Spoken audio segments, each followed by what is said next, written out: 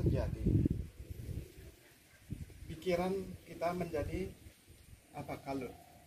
Kalut itu dalam artian kekhawatiran yang terjadi dalam diri kita, kecemasan, kegelisahan, dan keraguan-raguan. Dan kita membaca suatu sastra ataupun mendengar dari para leluhur-leluhur kita, di mana cerita yang masih hangat sekali, yang membawa suatu perubahan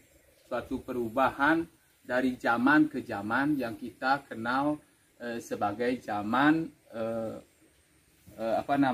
Treta Yuga, Treta Yuga kedua para yuga, di mana yang kita masih kental sekali dalam ingatan ketika terjadinya perang Mahabharata. Di sana telah terjadi krisis besar-besaran. Kenapa bisa terjadi krisis besar-besaran? Karena ada pikiran kita untuk berpasrah diri kepada beliau. Karena kenapa? Karena kita ini ada karena beliau. Kita ada percikan terkecil dari beliau, yang ada di diri kita lah hati. Nah, kita harus mengerti juga dengan adanya masalah ini timbullah kebijaksanaan kita untuk melihat dua sisi yang ada, yang disebut dengan Ruwa Bineda. Nah, Ruwa Bineda itu apa?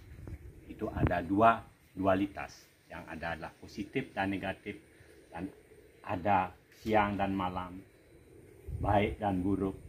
Nah, sehingga setelah kita ketahui ini, timbullah kata kesempurnaan.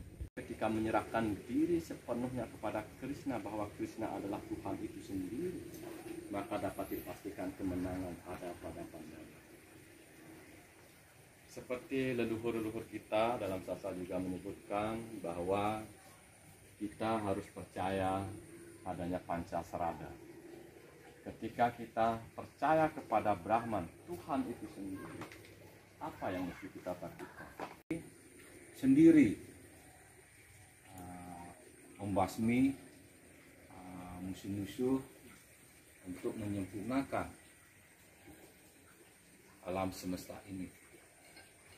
Nah, begitupun sama seperti saat ini, yang meyakini bahwa Sang Hyang Corona ini adalah awatara yang turun ke dunia untuk menyeimbangkan alam semesta ini. Beliau turun adalah untuk menyeimbangkan keadaan dunia ini. Jadi, apa yang bisa kita simpulkan dari cerita ini? Kesempurnaan. Cukup. Iya, karena sudah waktu. Iya, sudah waktu. Yang berpengaruh besar juga pada fisik kita. Artinya ketika kita mulai berpikir, tubuh ini terasa lunglai. Pikiran jadi mentok, artinya tidak ada jalan alam, dan juga ada energi yang negatif dan juga energi yang positif.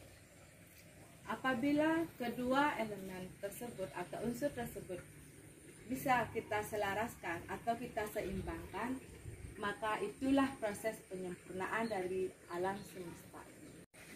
mungkin ada positif, ada negatif, ada baik, ada buruk. Entah itu ada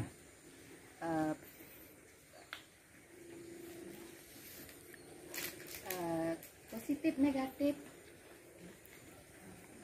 ada kebaikan, ada keburukan.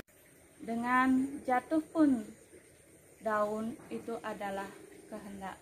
Terang, positif, negatif, semua adalah kesempurnaan yang beliau ciptakan.